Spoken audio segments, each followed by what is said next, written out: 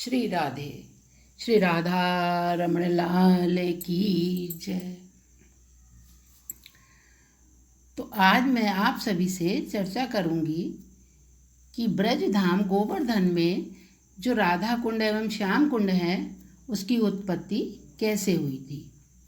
ज़्यादा तो मुझे कुछ ज्ञान है नहीं, कुछ देख कर, कुछ सुनकर और कुछ पढ़कर मैं आप सभी के पास में पहुंचाती हूँ। तो भगवान श्री कृष्ण को मारने के उद्देश्य से मथुरा का राजा कंस गोकुल में बार बार बलशाली दैत्यों और राक्षसों को भेजा करता था। एक बार ऐसा राक्षस भेजा जो कि बैल के रूप में था। बाल कृष्ण ने उस असुर को मार दिया। यह सुनकर श्री राधा एवं ललिता और सभी सखियां आपस में कहने लगी कि देखो, श्री कृष्ण ने बैल की हत्या कर दी है। राजा के द्वारा किया गया पाप तो प्रजा को भोगना पड़ता है, इस हिसाब से तो यह पाप हम सबको भी भोगना पड़ेगा। तो चलो पौर्णमासी देवी के पास चल करके इसका प्रायश्चित पूछें कि इसका क्या प्रायश्चित होगा। श्री कृष्ण के कानों में यह बात पड़ी। इतने में ही राधा और सखियां कृष्ण के पास पहुंचकर कहने लगी, आज हमें मत छुओ, तुम ब्रजघाती हो, मतलब है कि तुमने बैल को मारा है। श्री कृष्ण बोले कि अरे मूर्ख गोपियों, यह तो बैल के रूप में सारे ब्रज को दुख देने वाला एक असुर था, सो मैंने मार दिया। राधा ने कहा कि श्री कृष्ण चाहे वह असुर था, लेकिन था तो वो बैल।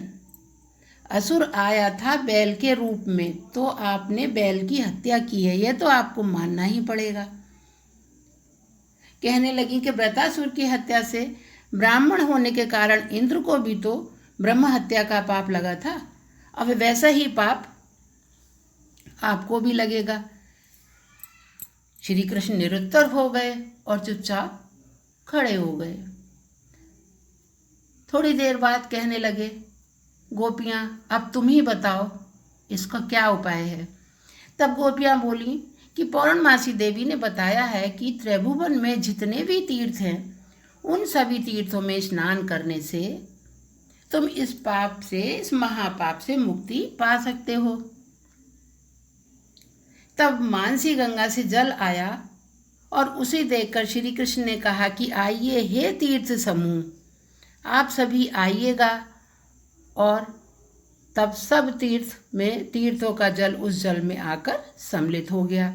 तब श्री कृष्ण ने कहा कि गोपियां तुम भी समस्त तीर्थों के दर्शन कर लो।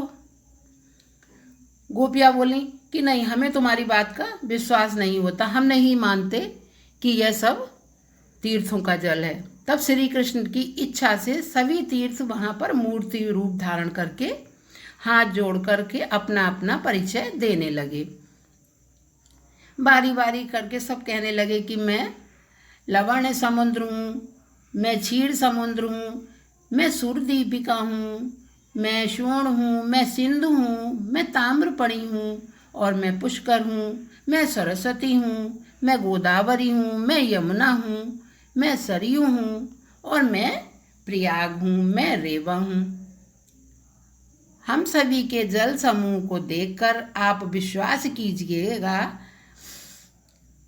तब श्री कृष्ण ने उस जल में स्नान किया और गर्वपूर्वक कहने लगे कि यह सर्व तीर्थ युक्त अति शुद्ध सरोवर अनादि अनंत समय तक नित्य विराजमान रहेगा। ऐसा मैंने विधान किया है। तभी से यह कुंड जो है वो कृष्ण कुंड के नाम से जाना जाने लगा। कृष्ण कहने लगे, गोपियां तुम लोगों ने तो अभी तक कोई धर्म का कार्य नहीं किया। मैंने देखो एक कुंड का निर्माण कर दिया। अब राधा ने अपनी सखियों की ओर देखा और कहा कि हमें भी एक मनोहर कुंड को तैयार करना चाहिए। और कृष्ण कुंड की पश्चिम दिशा में एक कुंड बनाने का वह लोग प्रयत्न करने लगी। सभी सखियों ने मिलकर एक गड्ढे में से, उनकी दृष्टि जो पड़ी एक गड्ढे पे पड़ गई, तो उस गड्ढे में से उन्होंने गीली मिट्टी निकालकर दूर दूर फेंकने लगी। सारी गोपियों ने कड़ी मेहनत के साथ उस गड्ढे को गहरा कर लिया और उसमें से थोड़ी देर में से ही एक दिव्य सरोवर तैयार हो गया। तब कृष्ण कहने लगे, राधा, सखियों से कहो कि इस कुंड से जल निकालकर तुम अपने कुंड में भरवा लो। तब राधा ने कहा, ना ना ना भाई, ये जल मैं नहीं लूंगी, ये तो गौ हत्या का जल है, ये पाप का अशुद्ध जल है, ये मैं अपने कुंड में नहीं भरवाऊंगी। हम सभी सखियां तो मानसी गंगा से घड़ों में जल भर करके अपने कुंड को भर लेंगी, इससे जगत में हमारी कीर्ति तो होगी। तुम्हारे कुंड से जल लेकर हमारी क्या कीर्ति होगी। श्री कृष्ण ने झट तीर्थों को इशारा किया।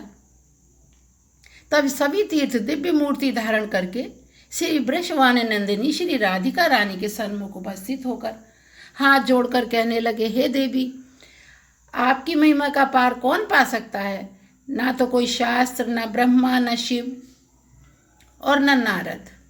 आपकी महिमा तो केवल एक ब्रजराज नंद नंदन ही जान सकता है, और कोई नहीं। हे देवी, आप यदि हम सब पर कृपा दृष्टि करें तो हमारे प्रति की हुई करुणा सफल हो जाएगी और हम सब आपके इस कुंड में निरंतर वास करके आपकी लीलाओं का दर्शन करेंगे, तीर्थ नाम को यथार्थ मानेंगे। राधा रानी कहने लगी, हे तीर्थगण, आपकी प्रार्थना हमने स्वीकार कर ली है। आप सभी कुंड में निवास करिएगा। और कृष्ण की ओर ईर्ष्या भर नजरों से देखने लगी। तभी तीर्थों ने अपने जल से राधा कुंड को भर दिया। तब कृष्ण कहने लगे कि हे प्रियतम, तुम्हारे इस कुंड की महिमा मेरे कुंड से भी अधिक हो। तुम जैसी मुझे प्रिय हो, तुम्हारा कुंड भी वैसा ही मुझे प्रिय है। तब श्री राधा बोली कि मैं भी अपनी सखियों सहित निरंतर नित्य इसमें स्नान करूंगी, और जो भी व्यक्ति इस कृष्ण कुंड में स्नान करेगा और इस दिव्य पावन क्षेत्र में निवास करेगा, उसके सभी पाप दूर होंगे और वह मुझे परम प्रिय होगा। इस प्रकार राधा कृष्ण दोनों ने वार्तालाप करी और इस प्रकार कृष्ण कुंड व राधा कुंड की रचना हुई। तो आज मैं अपनी वाणी को यहीं विराम देती हूँ। श्री राधे, श्री राधा रमण लाल की जय। तो अगर आप मेरी ऑडियो सुनना चाहते हैं तो प्ले स्टोर से खबरी ऐप को डाउनलोड करके फॉलो कीजिए, जिससे आपके पास हर ऑडियो की नोटिफिकेशन मिल जाएगी। अगर आपको मेरी ऑडियो अच्छी लगती हैं तो अपने आप दोस्तों के साथ भी शेयर कर सकते हैं। कथा सुनने के बाद एक बार कमेंट सेक्शन में श्री राधा रमण लाल की जय अवश्य ही लिखिएगा। अगर आपको श्री राधा रमण लाल जी से प्यार है तो हार्ट शेप में दिए हुए साइन टच जरूर कीजिएगा। श्री राधे, श्री राधा रमण लाल की जय।